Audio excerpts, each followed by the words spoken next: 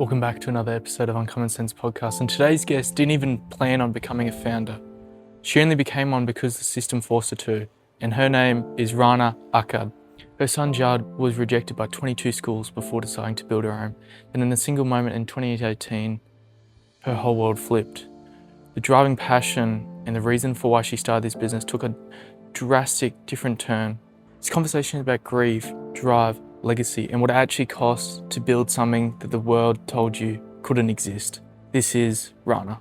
Rana, thank you so much for coming on. I know it's been a long time in the works, and I think as soon as I met you and got to know a bit of your story, I instantly wanted to have you on as soon as, the concept of having this podcast and having these kind of conversations, came about for me and my mate Rish as well. So it's such an honor, and I feel so privileged to be able to have an hour of your time, especially given the situation and stuff, and how much of a juggle and precarious it can be for you. And I'm just so grateful. But if we were just to, kind of backtrack, and before Dubai and before your journey, I guess, from what you're doing now really kicks off, take us right back. You're growing up in Syria. What was that like? What was it teach you?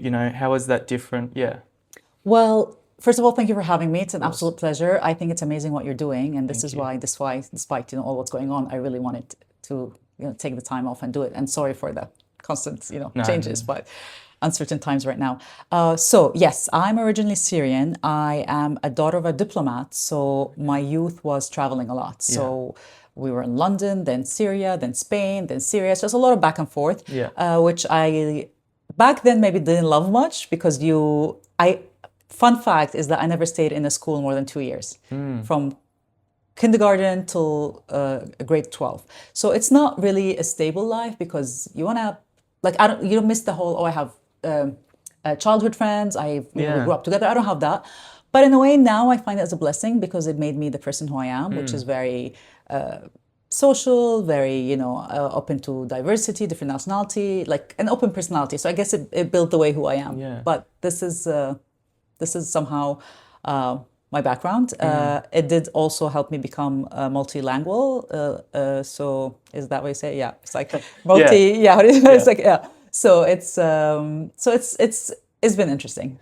Yeah, well, I guess being the daughter of a diplomat and, all the experiences, jumping around different cultures, seeing so much at an early age and through your upbringing, what do you think that taught you? And, how did your view of the world and what was possible, how was it so different from the people around you, back in Syria? Although I know you're jumping around schools and lots of different groups all the time, but yeah. It's, as I said, it gives you the flexibility and the beauty of being accepting, open-minded, welcoming to different cultures, different backgrounds, different ethnicity, religion, languages. It's a beautiful way to grow up. As I said, as a child, it might be very difficult, but as an adult, it adds a lot of value to the person you are because I go back home. Well, I haven't been all what's going on in Syria. I haven't been there for like 13, 14 years now. But when I used to go, they're very still closed-minded people, sadly. We're very judgmental as a nationality. We're very limited in thoughts. And I'm not saying only like as a Syrian. A lot of countries that maybe if people don't have a lot of exposure, it might happen. So the fact that I think, and especially moving to Dubai, it just took this to a whole different level because Dubai, you bump into, just now at the elevator, we're in the elevator and they're like 4 or 5 different nationalities with you. So it opens your eyes to the world, let's just put it that way. Absolutely. Well, I guess growing up then, what did you feel your future would look like? What were your passions? Where were you looking towards? Where do you think you could see Rana? Nothing where it was today. Nothing, absolutely nothing. So my passion was to be a interior decorator. Okay. That's was my dream forever. I always liked drawing, I liked designing, it was interior decorator. And I passed the grades, passed the test, I was 2 grades short. And the hard part is the drawing exam, which I passed. I think 4,000 people apply, 150 pass, and I passed. But then when it came to the grade, I was 2 grades short. And I don't know if you know much about the politics in Syria, which is basically the old regime was a dictator regime, it was there for 40 years. Yeah. Super proud that it's not around anymore. And I remember my dad was told that if you there's like that system. If you put her like through a governmental program, we will give her the points. And I was like begging for it to happen. And my dad's ethics were like, no, we're not supporting such a regime, or we don't want to be linked to it, so you're not going to get it. So that was also a slap on the face, because I didn't end up doing what I like. I ended up doing fashion design, which again, for me, is still designing, doing all this. And I taught fashion design, and I was designing like abayas and local clothes for funky Saudi young girls. So that's how I started. So to end up where I am today, I hated school, literally hated school. So to open a school myself, if you tell me, old Rana, like in my 20s, that you're going to be managing a school, I'd be like, yeah, you're like delusional. This is not going to happen.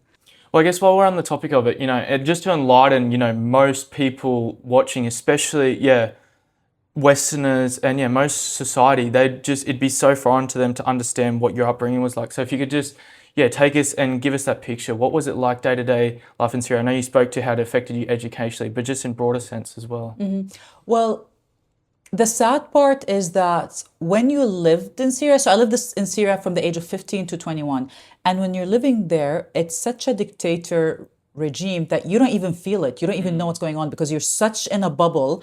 Like, they isolate you from the outside world. So we didn't have proper internet. Everything was censored and monitored and all that. We didn't have social media. For example, the delusion of, for example, Amazon or Netflix or whatever, that didn't exist back then. Simple like McDonald's, like anything international Western, we didn't have. So when you're living in a bubble, there was a lot of safety, because obviously you're not allowed to say anything or move or breathe or act without their permission. So that gave a sense of such fear that no one would even dare to do crimes. So I think this is what they were selling people. Oh, it's a safe country. And as long as you're behaving, so it's like almost like a farm. As long as you're the animals, and as long as you're behaving and eating and working, you're good. So the sad part is, they did such a great job of building an ignorant population that they were satisfied with what they had. But whenever someone had a chance to go out and see the real world, they knew what they were missing on. And this is why I think it's happening now. This whole bubble was burst, and more exposure is there, which of course is going to cause chaos. We don't expect things to happen overnight. But I'm very optimistic with all what's going on. But due to your personal upbringing, though, and you traveling a lot, from what age did you kind of notice someone nudging your parents, like, why is it we live the way we live here in Syria versus the quote unquote normal? See, we knew, but you're not allowed to talk about it. Yeah. So whatever was said outside of Syria, when you come back, you had to like zip it or not say anything about it. And you'd ask me why were you living there? Because this is the question I asked my dad, like, why are we even living here? But sadly, when you're in a certain age, when parents go older, my dad's already in his 60s, he missed home. He missed his family, he missed his childhood. And I think this is why most of the people were moving back. But if you're in your peak years, if you're, like, as I said, he wasn't, most of his young years were out. Or just like me, as an example, I'm out. So it's sad, like, whoever wants to live or have a successful life or not be under the regime had to move out. And a very sad fact about Syria is that it's almost automatic once you hit adulthood, or once you finish high school. If you want a decent living, you have to live outside. So there was almost a misbalance that all the youth were going out. Some of the girls were staying back because of some cultural, girl needs to be back. Some traveled. But it was very misbalanced towards the end. So just to kind of clear up the picture for you, earlier context-wise, when was it that you moved away from Syria, and was it straight to here in Dubai? Was there somewhere in between, or? It was. So as I said, I was back and forth between different countries, but then the last, from 15 to 21, I was in Syria, and then 21, I met my husband and I moved here. And this is exactly the example I'm giving you, because anyone that wants to make a living or live a decent life had to live Syria. Yeah. And my ex was that case, which is basically, well, actually, he was from even a younger age. He was since 5, he was in the UAE. But most of the men were outside Syria. And you mentioned before, being multilingual and how you think that helped you. So being able to speak Arabic, English, and Spanish, living across cultures and building a life in multiple worlds. How did that shape how you saw people, difference, and belonging? It's just much easier to network and get to know people and get Yeah. through to them. And I'm just fascinated about knowing new people, meeting new cultures, and it just makes it easier. And yeah, I'm a true believer in learning languages through. Obviously, the languages I know, I learned some Latin, so I do understand some French, I do understand some Italian, because they're all Latin languages at the end of Yeah. the day, right? So yeah, it makes it more fun. Yeah. And then how did your career switch from, being in design and then shifting to what you do now in Jad's inclusion? And I want to get to that story and, the crux of that a bit later on. But yeah, how straight line or not was that shift? Oh, it's definitely not a straight line, definitely. So as I mentioned, when I was in Syria, when I graduated, I was designing abayas for like a cool brand in Saudi. And it was remotely. That's how I started. And then when I came to Dubai, I started teaching at an academy, young girls how to, fashion design. After that, I got pregnant. It was a really tough pregnancy. So I decided to stop and focus on my child. This was boy number one. 2 years after, I got pregnant again. I got my second child, and this is somehow where definitely not a straight line. As I said, the roller coaster started because my second boy, Jad, at the age of 2, he started regressing. So he developed normally. He spoke. Like the milestones were all normal, and then at the age of 2, I realized that he wasn't calling me anymore. He wasn't saying mama. He wasn't interacting. He was rocking a lot. He was a bit isolated. And this is where a lot of people around me, I'm like, guys, something's going on here. And they're like, oh no, I was like, when was the last time he called you? Oh, the other day. And when I say called you, he's only 2. So it's Yeah. not like, but the baby language. And this is, I guess, where the new journey started, which I diagnosed him and I took him somewhere and we found out that he was autistic. So yeah, so that's Yeah. where. But up until that point, so you say when you start first, seeing the signs that something might have been different with Judd, it was, your middle child. But up until that point, it was, a very quote unquote, normal first couple of years. And then all of a sudden it just kind of came to that point where all of a sudden you So know that's the something. interesting part about autism, that yes, it might happen. And it's only 25% of children that happen. So it's not really common. Usually their development is slow. So usually, and especially the pediatric usually will pick on it, that basically the milestones, either walking later, talking later, odd behaviors. So it can be picked on. 25% or around that average regress at the age of a year and a half or 2. And this, if you ask me, in my opinion, might be a bit harder for the parent because it's very easy to be like, he was fine. What did I do wrong to break him? Yeah. And I hear that from a lot of parents. That's how I felt when it happened. And then when you hear it from parents, is like, I caused this because he was okay. Yeah. But yes, that does happen in some cases. Yeah, and you said it was from your first child that kind of halted your career. So throughout this period, and then going to your middle child, Judd, being diagnosed and stuff, was your professional career personally on hold at this point? So by then I was just like trying freelance here and there because I wanted to be a stay-home mom. I wanted to take care of my boys, but at the same time I always loved working. So I would just do project like freelancing here and there, but nothing to commit to. And then I guess, take us through that next period. So after his diagnosis at 2, what did that next period, look like for you? You just spoke to how, you're looking for freelance jobs. So you're still trying to, key on your interests and passions and stuff throughout this period. So what from that point, before starting the school and that you're going to get to later down the track, what was that period like for you?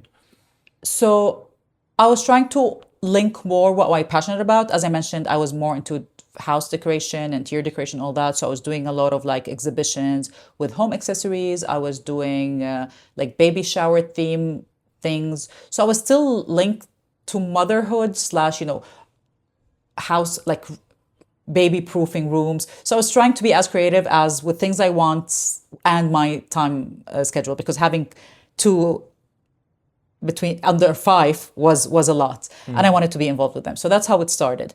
But then when Jad came to the mix, I took a huge dip because I just couldn't focus anymore. As I said, I blamed it on myself. And in my case, I was like, as I told you, like he was born normal, he was developing normal. What did I do that broke him? And there's a lot of rumors, nothing's proven yet, that vaccine might have caused it. environmental, food, whatever it is. So funny, I have my friends, she tells me, oh, how is it Autismlandia? Because I think I took myself in too deep into like educating myself about autism. Now, what happens there is I think I got so depressed and so down. I have amazing support system. I have amazing family. I have amazing friends and all that. But when they come and tell you, oh, we're sorry, we know what you're going through, not really. Because we don't have any special needs in the family. And none of my friends had any special needs. So bless them for doing it, but they didn't. So what I did is, and that's a long time ago because I'm going to say start blogging. So I started blogging. I called something Autism in Dubai, and I did it more for me. I did it more of verbalizing my fears and what I'm going through and all that. And I was shocked that a lot of subscribers start coming, like a lot. A lot of them are anonymous. This part of the world, it's a bit, well, back then, way worse than now. It's a taboo to say you have a special need child, especially if you can hide it. Autism doesn't show physically, so it's very easy to hide. So a lot of them were joining, not wanting to say who they are, but I was okay with it as long as they're expressing. And for me, it was very therapeutic because they actually heard me. They actually felt my pain. And this is pretty much, I guess, how it started. It started as I will ask a question, another one will share a fear, a third one will share a doubt. And they're from different ages with their kids, so we all learned and helped from each other. Yeah. This was working fantastic until one day, one dad went and wrote, well, why are you all complaining about, oh, it's the end of the world, my son has special needs, oh, it's heartbreaking. It's like, why are you guys complaining if you can all afford therapy, if you can afford medication, if you can afford taking them overseas to diagnose them? And to be honest with you, this was almost an awakening aha moment for me because I was like, oh, wow. Like I felt so belittled because he's like, he's right. Like when you ask to be a parent, you ask to be a parent. You don't get a catalog choosing. Well, I think nowadays you can, but I don't know, like, oh, blonde, blue eyes. No, I'm joking. But, you don't get to choose, you're going to love your child no matter what. And this is where I felt as a hypocrite. I was like, Jad being autistic or not, why am I upset? Like my job is to be the best I can for my son. And if he is different, let me treat him different. And this is the end of the world. So I actually very grateful to that parents because it was actually my coming up from the deep hole. And this is where, as a gratitude for what he did, I was like, well, if he helped me, let me help parents like him. And this is where Autism in Dubai, from just a blog, it became under the Red Crescent, it became as an organization, and I was doing fundraising to sponsor families that cannot afford therapy. So I would contact centers, be like, what families do you have that didn't pay the bills, that cannot afford assessing their children and all that? They give me a list. I go to sponsors. I'd be like, I have 1, 2, 3 list.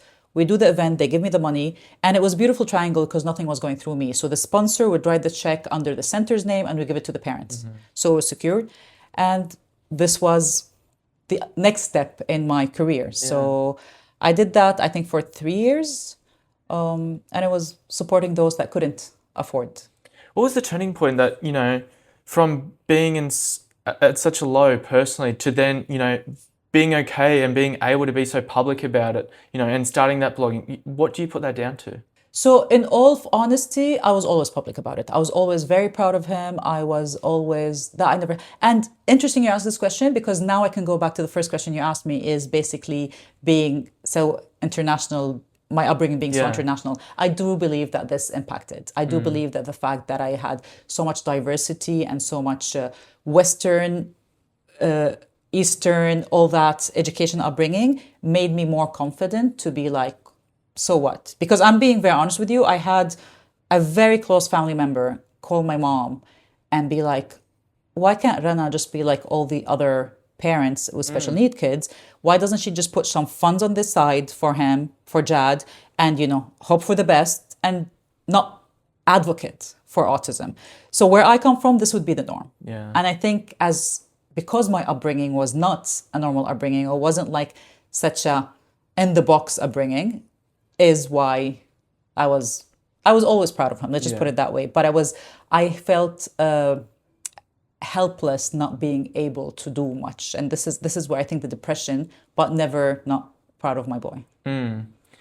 So then you opened Modern Alternative Education in October 2016 with 11 students. So going from autism in Dubai to that point, you know, you spoke about how you really enjoyed the cycle, and, you know, how autism in Dubai was growing and the feedback that you got, and how you'd actually flipped the script on a comment that you got, and, you know, how that was really empowered you. So yeah, talk us through getting to, you know, opening modern alternative education as well. So what happened, and this is what I say, I always joke about it, and I say I'm an accidental entrepreneur, because my career, all of it, I think it was like me reading the signs or me picking. And I think this is very essential. Like if someone asks me, is like, how are you today? I'm like, just don't give up. Like don't play the victim. Okay. Even if it's a happy story, sad story, whatever it is, look up for the signs and capture them, or like let them help you in any way possible. So the first time is, as I told you, it helped me out of my depression, and I started helping people. And then funny enough, again, through Autism in Dubai, no one knew who I am. So it was all through Autism in Dubai. I knew a lot of the parents we sponsored, because it's a small community, special needs community, but I didn't want them to know who I am, not to really approach me directly. I got also an email from a family being, thank you, Autism in Dubai, you sponsored our kid for the past 2 years, and our son now is ready to be in mainstream school, but no school is accepting him. This was heartbreaking for me, because Jad wasn't being accepted in school. And the sad part is that when schools used to reject you, they made you feel that it's your son's fault. Like they're very capable and they're very able, but because of your child's ability. And what sickened me back then is that, wow, like I'm supporting all these families, and I was intimidated by someone telling me that my son is not capable when he was. This is where I emailed all the sponsors that we sponsored, and I was like, guys, how many are in schools right now? I think by then there were only 2 or 3. Others were accepted, then kicked out. Others were never accepted. The total were like around, I think, 33, 34 families that I supported, and only 2 or 3 were in schools. So I was fuming, because I was like, and this is the part that I want to tell all parents, especially for special need kids, is basically, no matter how strong you are, somehow someone in the community can intimidate you, because I was the advocate for autistic kids or children on the spectrum, and yet I was fooled to believe that was my son's mistake. Anyhow, when this happened, and this is why I also say, please be vocal, please talk about it, because you will benefit as well. Like if I wasn't that vocal about it, I wouldn't have known all these stories. So this is where I was like, I'm done. I contacted all our sponsors, and I'm like, guess what? I'm done, because raising money is really hard, like really, really hard. So I was like, I'm done sponsoring therapies, and then the kids are going to end up in special needs centers where they were going to end up without all the hard work. So let's do a safe haven, let's put a fixed place, let's do something that is going to be a long-term that welcomes them the way they are. And this is where it took me, again, like another maybe 3 or 4 years. I went to the US, all states, I gathered the best curriculums, best benchmarks, assessments, best trainings, and I just created modern alternative education in 2016. Well, I believe there was 22 schools that your son Jad got rejected from. So, you know, you come to the point where you're deciding you're going to open, you know, an alternative educational pathway for these kids. How much confidence did you have within yourself, or was it mainly you were leaning on the support and the feedback that you had within your Autism in Dubai community, and then what you saw on that US trip that led you to understand that this school could work, this alternative path could work? You know what? It was the mama bear inside of me. So if you come and tell me, will you be able to do it now? I'm not sure. It was the fact that my son was in the line. It was the fact that, and I was very honest about it. I don't have an educational background. I've never started a business myself. Dubai is a very competitive place. So I was almost like flipping a coin. But the good thing is that I had so little to lose, that why not take the risk? 22 schools had already rejected my son. I put him in a special needs school. It's a fantastic special needs school, don't get me wrong. But Jad physically didn't have any physical disability. So when I put him there, he started limping and he started imitating other kids. So that gray area is what was lacking. Okay, great, he cannot be in mainstream, fantastic. He's not severe enough to be in special needs. Where's the middle area? So in my case, I was like, the only chance, my ex back then owned his own business here. So the fact of him transferring somewhere was not an option. So I was like, here's the plan. Let me try and open If it works, fantastic, and I'll help everyone around me.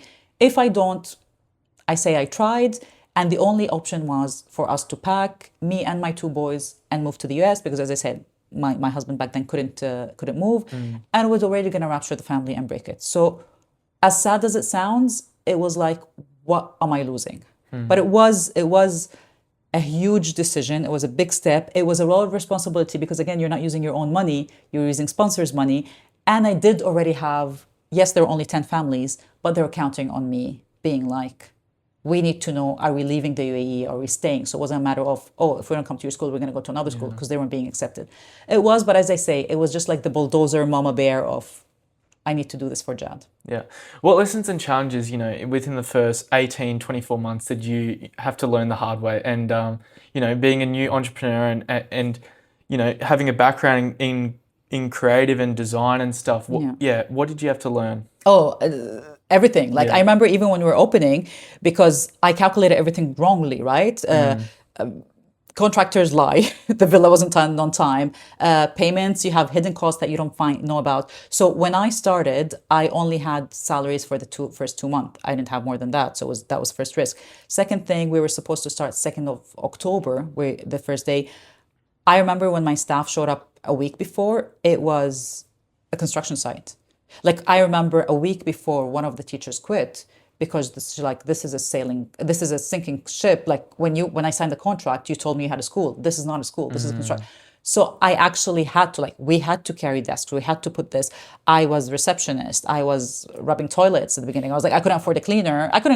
I was like, either we do the cleaning or I was the receptionist. So you have to wear multiple hats to make it happen because, yes, to be honest with you, I signed up to something and I'm like, I wasn't expecting any of that. And also, to be honest with you, a lot of sponsors, a lot of supporters, which is only fair, they need to see, to believe, to invest. So I knew once we open and get the ball rolling, it will be easier.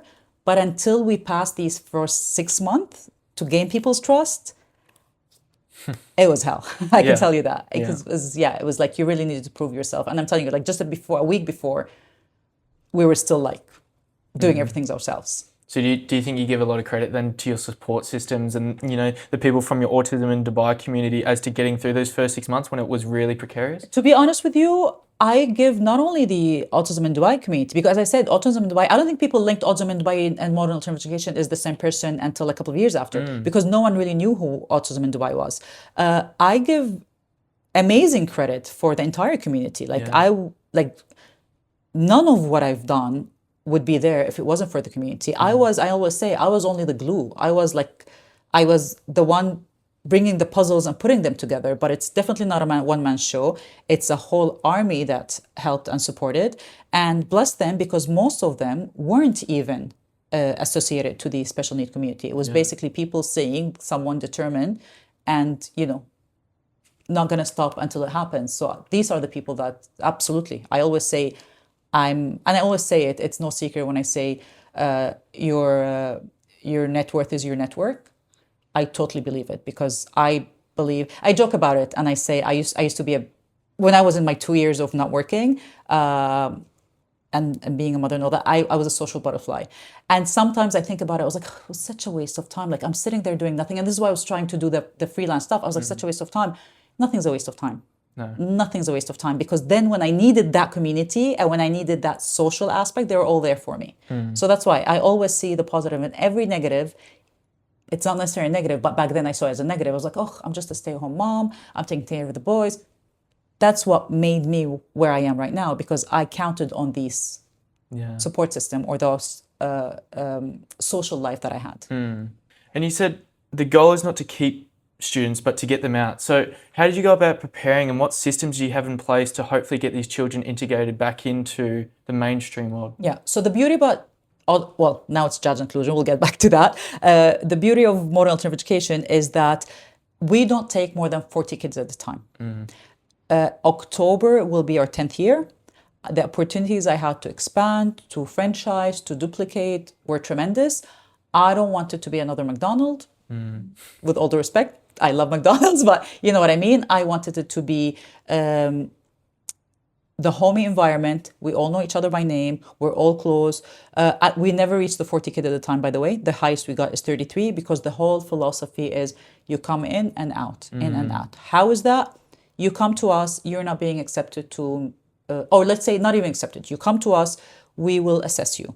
If you are too severe, we will refer you to special needs center that we think is suitable for you, which are fantastic, as I said, special needs centers in Dubai, and some less, and ugly truth.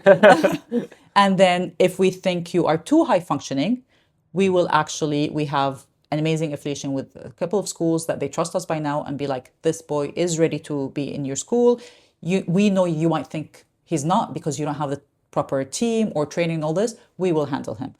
And we move him immediately. And this is the beauty of nonprofit, that we don't want your money. At the end of the day, we want what fits your son best. And as I said, we're only 40 students, so we don't want to reach high capacity or full capacity. Now, it's that middle area is where we function. So if we assess the kid and he cannot make it yet to mainstream, and his impairment is not low to be in special need one, is when we take the child. We take the child, we assess him for 3 weeks. And after 3 weeks is when we put behavior, academic, and cognitive plan, which is according to his ability or her ability, according to her behavior, and all this, we work on it. We don't have, and I'm being very honest, we don't have, unfortunately, a time frame of when we can push them back to mainstream because it all depends on the child. And it all depends on the diagnosis. We're not only autistic school. We have from, as I said, anything in between. So we have Down syndrome, we have autism, we have severe epilepsy, we have severe ADHD, we have all kind of, depending on the child, we do that. Now, I joke about it and I say, we've been doing such a good job because the plan was fantastic. They come maximum, let's say 2 years, we push them mainstream. And even when we push them mainstream, it's either, let's say if that child has siblings in another school, we will go to that school, we'll ask them, why didn't you accept him? 1, 2, 3, we will work on this 1, 2, 3 and send back. Let's say if the parents are not picky about a particular school or that child to be in with their siblings, we have enough schools that we have a trust connection, as I said, and we'll move them. The part where I joke and I say we do such an amazing job because where it backfired is one dad one day came and he's like, we're ready to move your daughter. And he's like, I don't want to move her. He's like, she was in a mainstream struggling. And then and actually the mainstream referred her to us. She was grade 6, but she functioned at grade 2.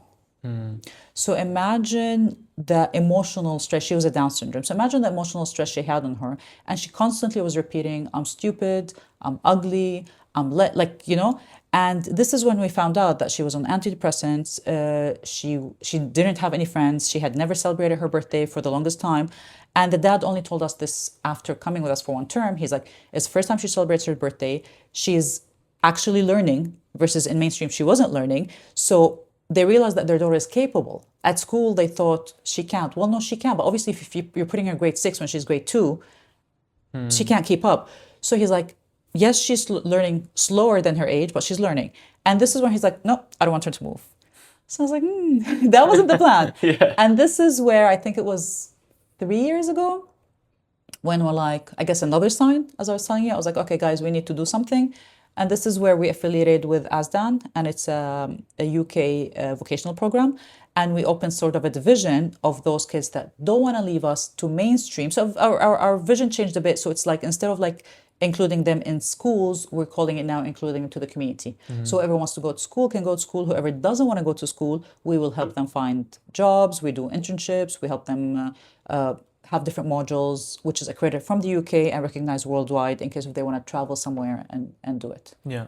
So what was the timeline when you were able to get that UK vocational program on board? So then you could stick out that plan and stuff that you'd had that a maximum of 2 years, and you're taking in children maximum of 2 years, and then they can go back into mainstream, or as you put it there.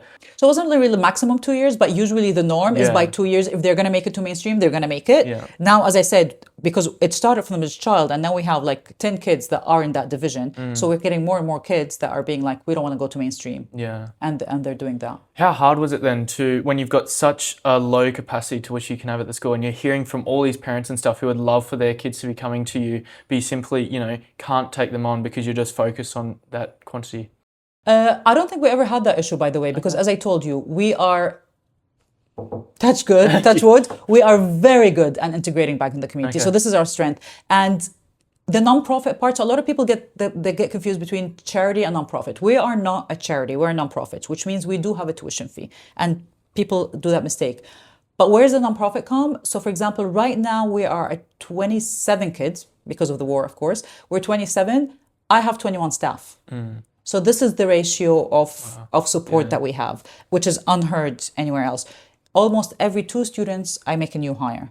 And so with such ratio, with such dedication, with such curriculum, we have like, you come to our classes and the teacher is teaching multiplication, let's say, but then you have one child doing it regular multiplication, other kid is doing it with something called touch math because he has a lot of sensory, doesn't sensory. The other kid is doing numicon, and the third kid is just using his iPhone using calculator. Yeah, wow. So this is how dedicated we are. At the end of the day, they're all gonna get 2 times 2 is 4. Okay, they're gonna get the answer, but we're so individualized that it's a very rapid effect to pushing back in mainstream. Now, even when they go back to mainstream, we continue with them there. So we try to still focus on their IPs with their plans and all that. So far, we didn't have the issue.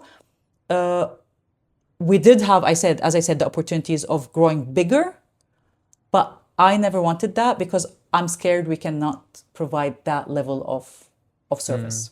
So now you just say, hey, you feel you didn't have any issues thus far in terms of intake.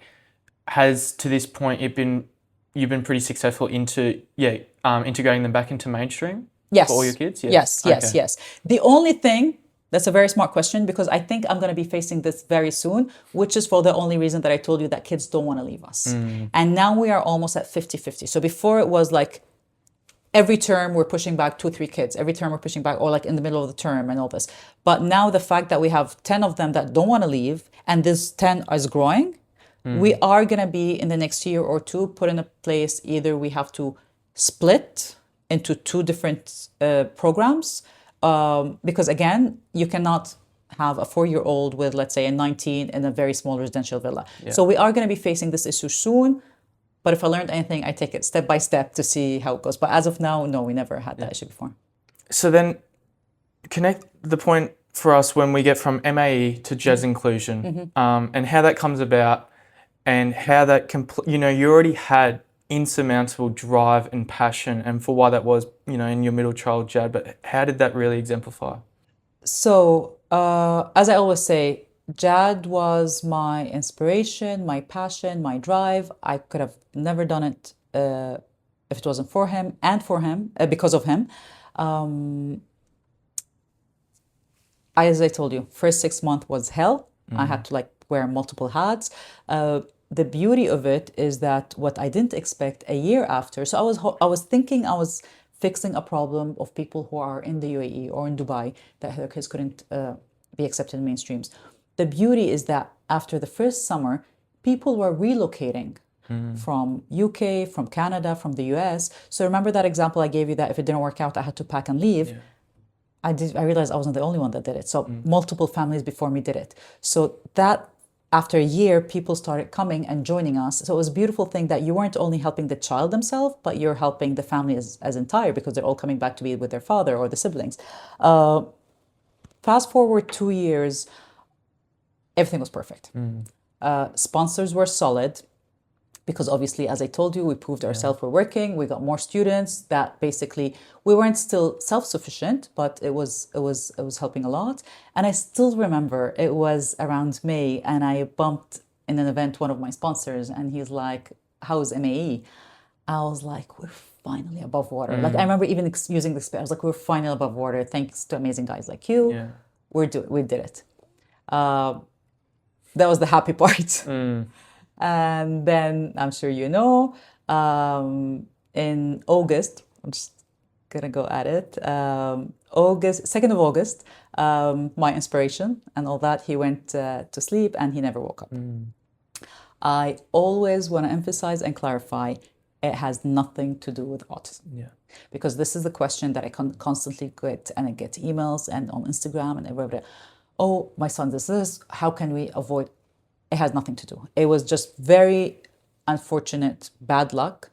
Most people know what SID is, which is sudden infant death. Usually, it's not very common, but some kids at the age of 2, they just stop breathing. There is something called adolescent sudden death, which sadly no one apparently hears of because it's so rare. That when, in particular, boy is hitting puberty, a strong pump of blood, or at least that's how they explained it to me, a strong pump of blood comes to the heart and it simply stops. So it had nothing to do with autism. Jad was very healthy. Funny enough, I do every 6 months medical, so it just happened. As messed up as it might sound, I believe that he didn't belong here to start with. I believe that he was an angel, came in a mission, and this is why I wanted to mention that when I told the sponsor, we're finally above water. I believe, I might sound crazy, but whatever does the job and makes me, wake up every day morning. I believe that he came here on a mission. When he achieved this mission, he went peacefully in his sleep. And this is why he passed away on the 2nd of August. 2nd of September, I made it a point to be there at the reception, greeting all the students, making it very clear that, because when he passed away, I was getting a lot of condolences and a lot of messages from parents, and some of them were what my family thought was nasty messages. I thought, bless them, they're amazing parents, because what they're telling me is, Rana, we're really sorry for your loss. Is MAE gonna shut down now?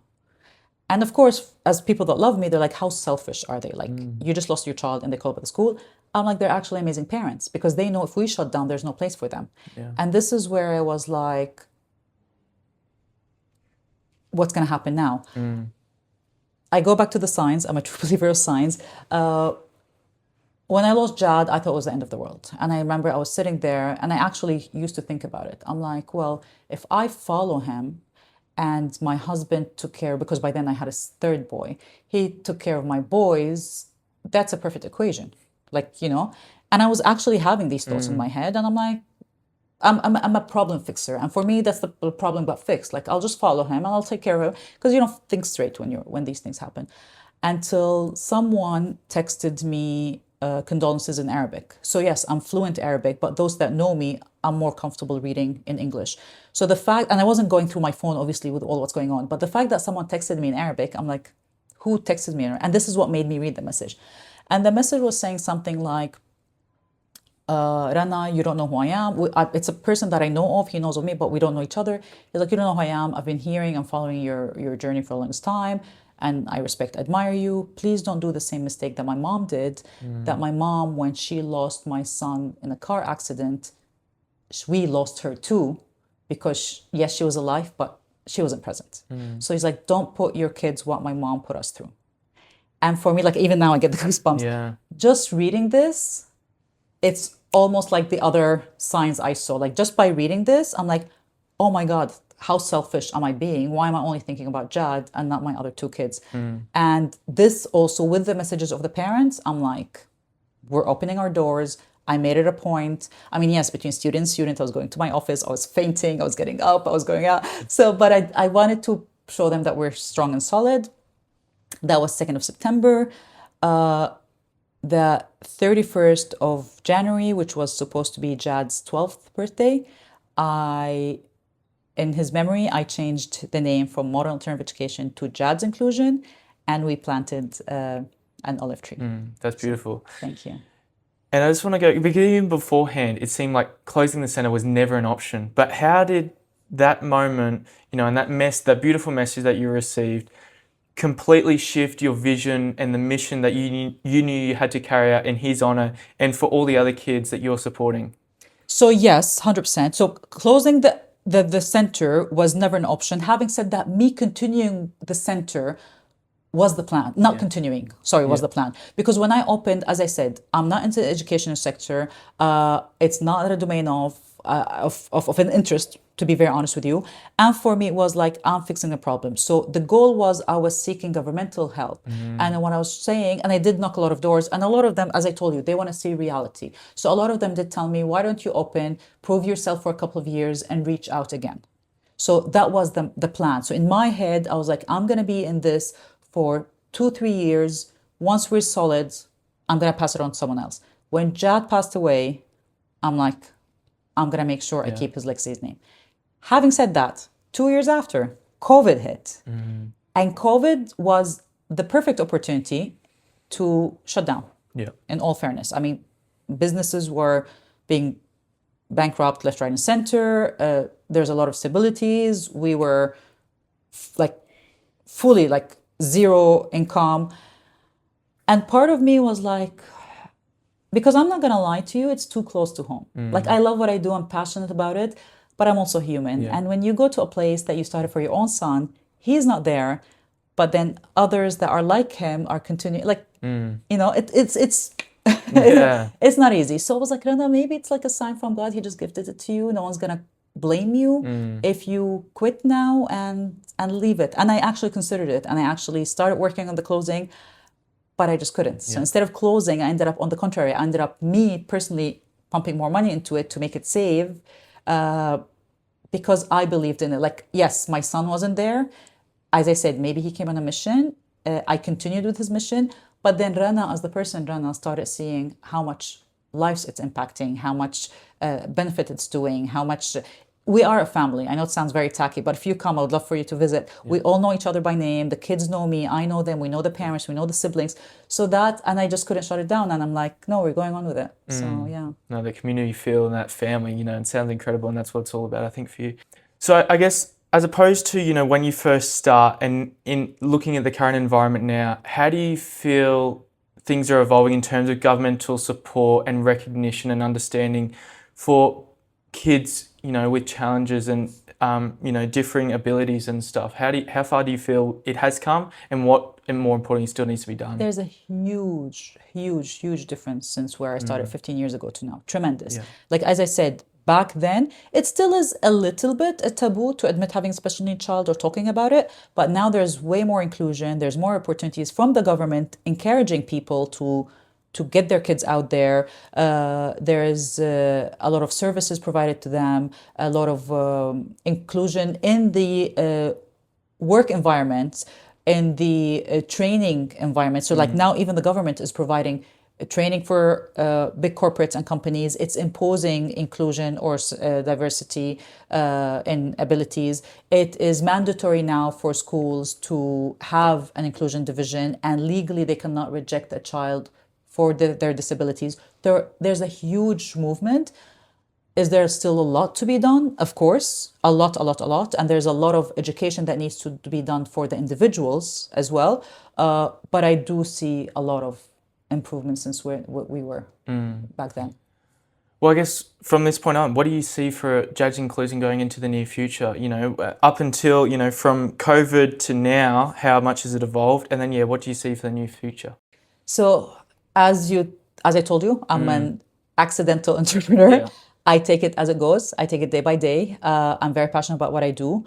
I do believe now that cross path is going to happen of taking the decision of, are we going to expand this vocational program, or are we going to limit to what we do? Because sadly, going back to the amazing work that's being done, there is still a huge gap for the young adult section. So are we going to split or not? We'll see.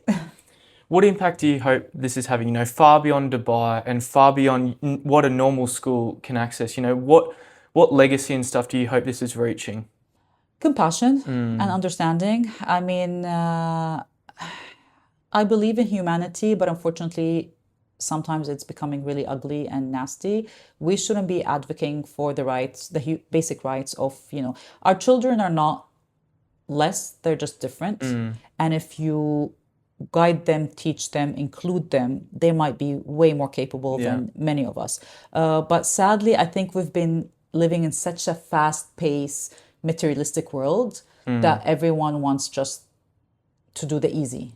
So I would actually hope for whoever's watching this to also remember that. And I always say it, like, I never had any special need in my family.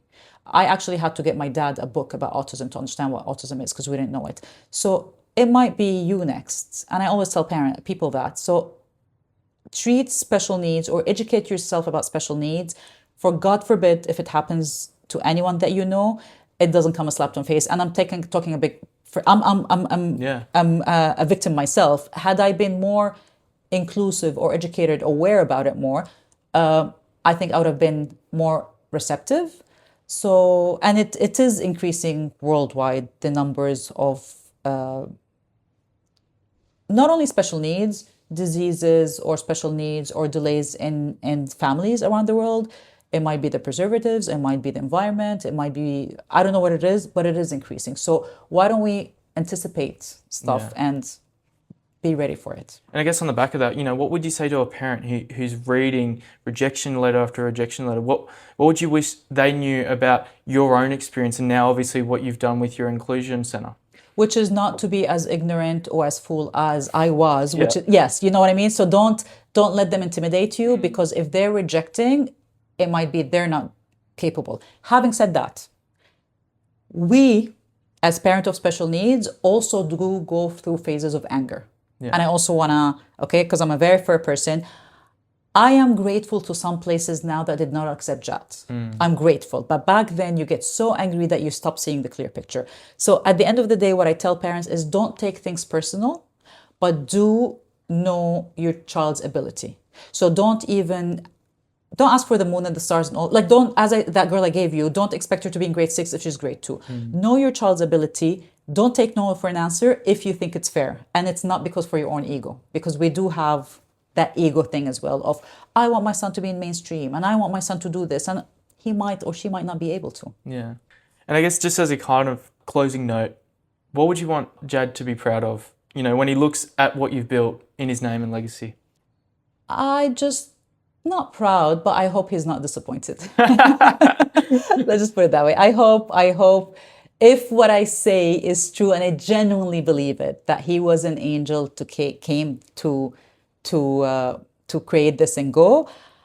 I hope I didn't lead the signs or I didn't disappoint. And as tacky as it sounds, I do believe so, and I hope so, because honestly speaking, us overcoming COVID or us overcoming recession or even us overcoming what's going on now, I'm like, there's an angel watching over us. So yeah. I hope, no, it's a joke, but I really hope I didn't disappoint. Yeah, well, that's a beautiful closing note. And thank you so much, Rana, for coming on. And I think, it's such a different experience, through something rooted so heavily in mission and vision and passion, completely different to what we've had on. And, I'm right there with you, in your near future, and wishing the best for you and the Inclusion Centre and all the kids coming through. Thank you. And and this is what I tell also people, and including my kids, go with the flow. Like, I know it's all like, I'm so easygoing because half of the people now, they're not even working in their education, on their diplomas or their degrees. Sometimes things happen in life that just guide you, and you never know where you're going to end. And here I am. So yes, an accidental entrepreneur. Yeah, it's definitely constant. It's definitely not always parallel, but no, it's unreal where you've ended up. Yeah. Thank you so much. Thank you for having me. All right, done. Thank you. Perfect.